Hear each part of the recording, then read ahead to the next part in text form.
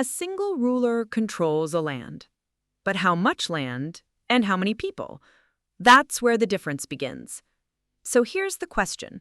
What's the difference between a kingdom and an empire? Let's break it down. A kingdom is a state ruled by a king or queen. It usually has one dominant culture, one main group of people, and clearly defined borders. Think of England under Queen Elizabeth I, or the Kingdom of France during the Middle Ages. These were unified lands where most people shared similar languages, traditions, and identities.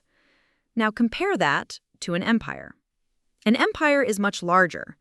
It brings together multiple territories under one ruler. But here's the key difference. Empires include different cultures, languages, and peoples. Take the Roman Empire.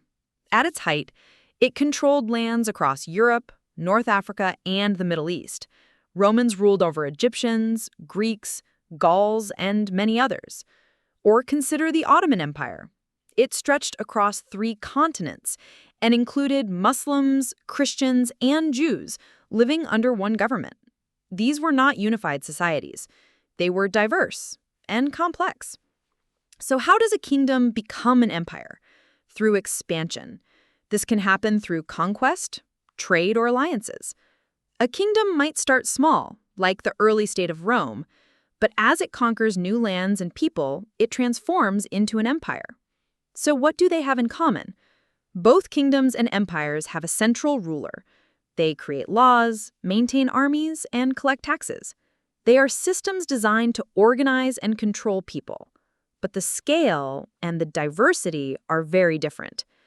A kingdom is usually more unified. An empire is more diverse. And that creates challenges. Empires must manage different languages, religions, and traditions. That can lead to conflict. Or it can lead to cultural exchange. The Mongol Empire, for example, connected vast regions and allowed ideas and goods to move more freely. So why does this matter? Because many of the most powerful societies in history were empires. But they didn't start that way. They began as kingdoms. And as they grew, everything changed. So next time you hear the words kingdom and empire, remember this. A kingdom rules over one people. An empire rules over many. And that difference can change everything.